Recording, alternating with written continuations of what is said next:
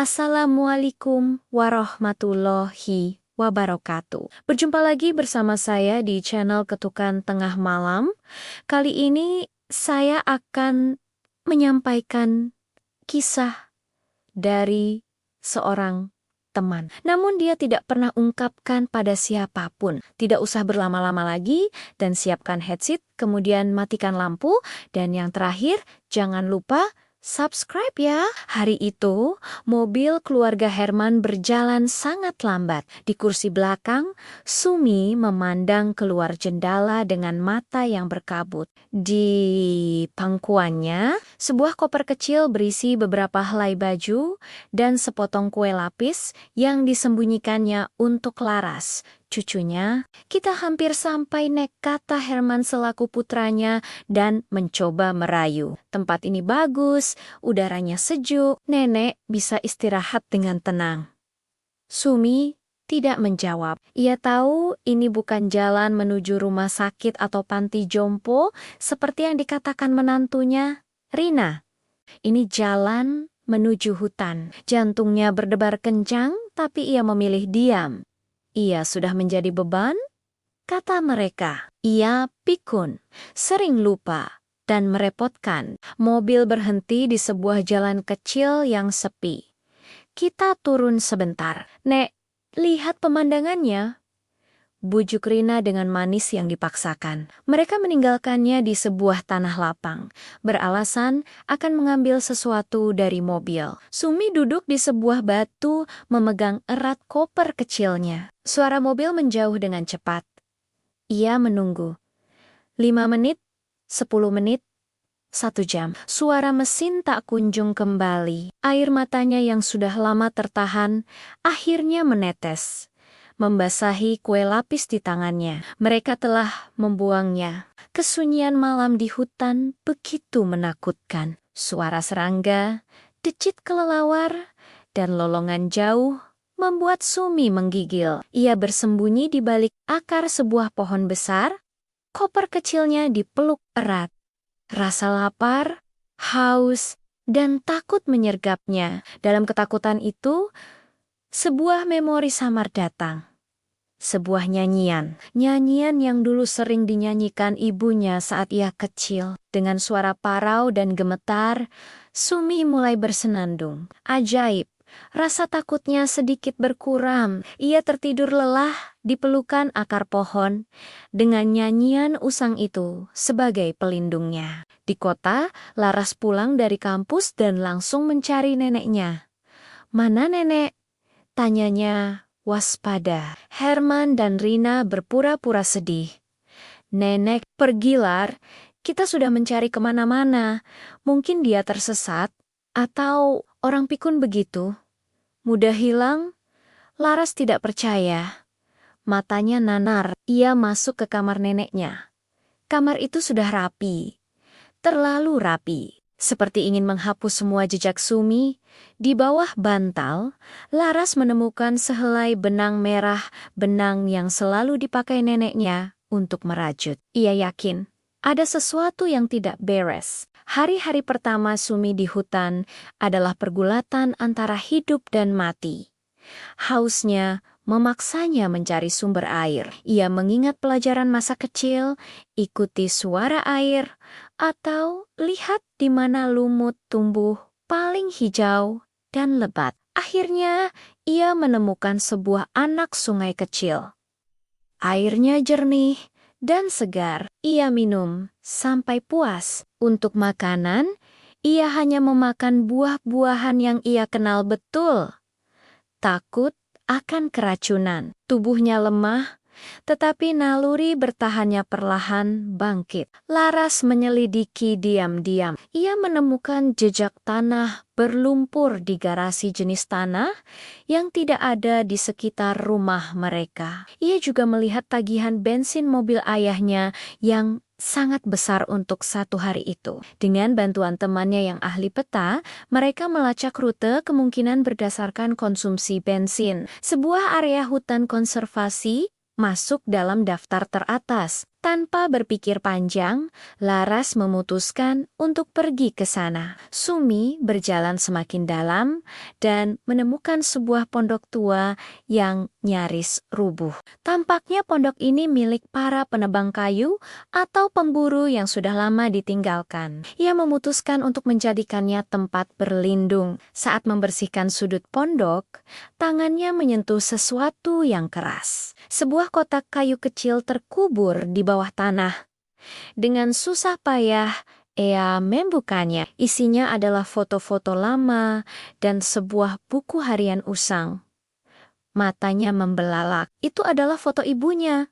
Dan tulisan di buku harian itu. Itu tulisan ibunya. Pondok ini ternyata memiliki hubungan dengan masa lalunya yang sudah lama ia lupakan. Laras menghadapi orang tuanya.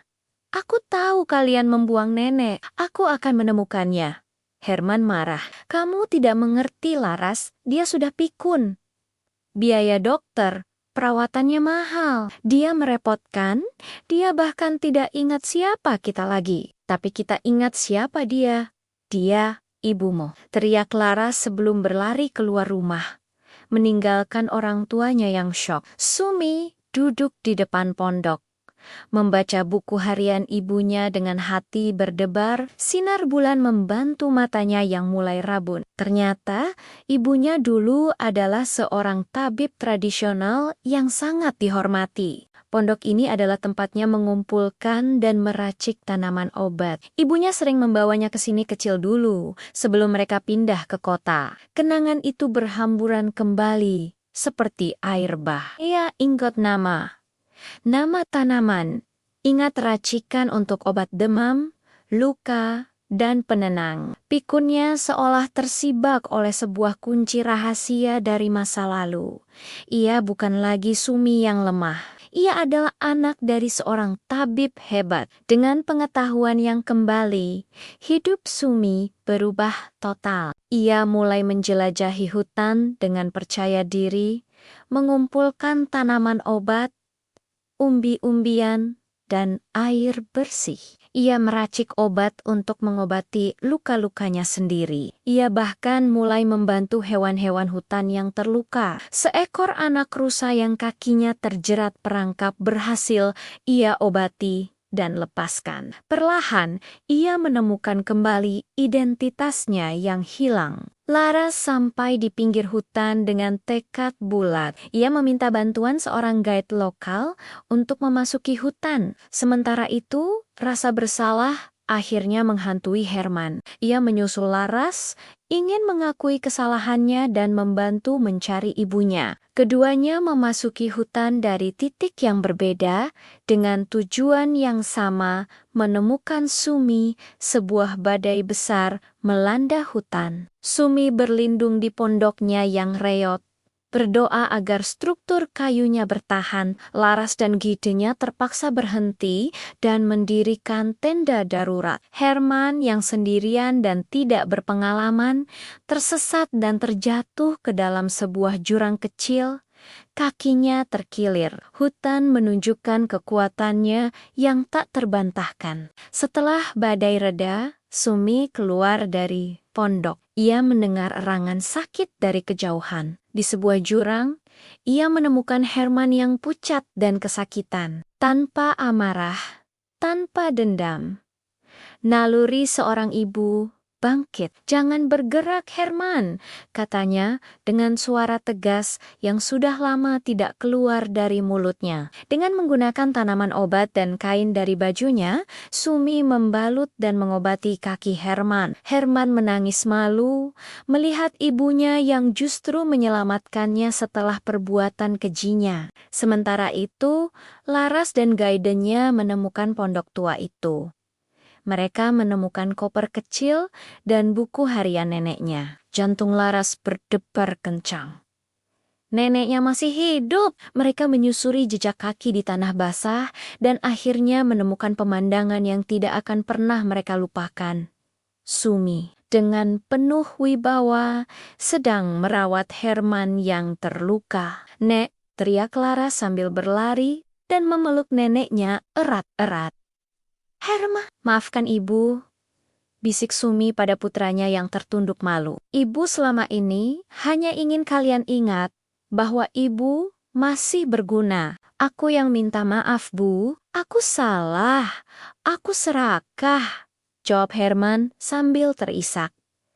Mereka semua kembali ke pondok. Sumi bercerita tentang semua yang ia ingat. Tentang ibunya yang tabib, tentang pengetahuannya yang kembali. Ia menunjukkan pada mereka kekayaan hutan yang sesungguhnya. Herman dan Laras mendengarkan dengan takjub. Mereka tidak hanya menemukan Sumi, tetapi mereka menemukan sebuah warisan yang hampir hilang. Keluarga itu pulang, tetapi tidak lagi seperti dulu. Herman menjual bisnisnya yang tengah terpuruk dan mengakui semua kesalahannya pada keluarga besar. Bersama Laras dan Sumi, mereka membangun sebuah kebun tanaman obat di belakang rumah. Mengimplementasikan pengetahuan Sumi, rumah itu kembali dipenuhi tawa dan cerita. Sumi tidak lagi dianggap pikun. Ia adalah sang penjaga warisan, sang tabib keluarga. Ia tidak lagi memegang koper kecil, tetapi sebuah buku catatan resep obat yang akan diwariskan pada Laras. Mereka belajar bahwa kadang seseorang harus tersesat terlebih dahulu untuk menemukan jalan pulang yang sesungguhnya. Dan jalan pulang itu ternyata ada di dalam hutan, tersimpan rapi dalam ingatan seorang nenek yang hampir mereka lupakan. Terima kasih sudah mendengarkan. Wassalamualaikum warahmatullahi wabarakatuh.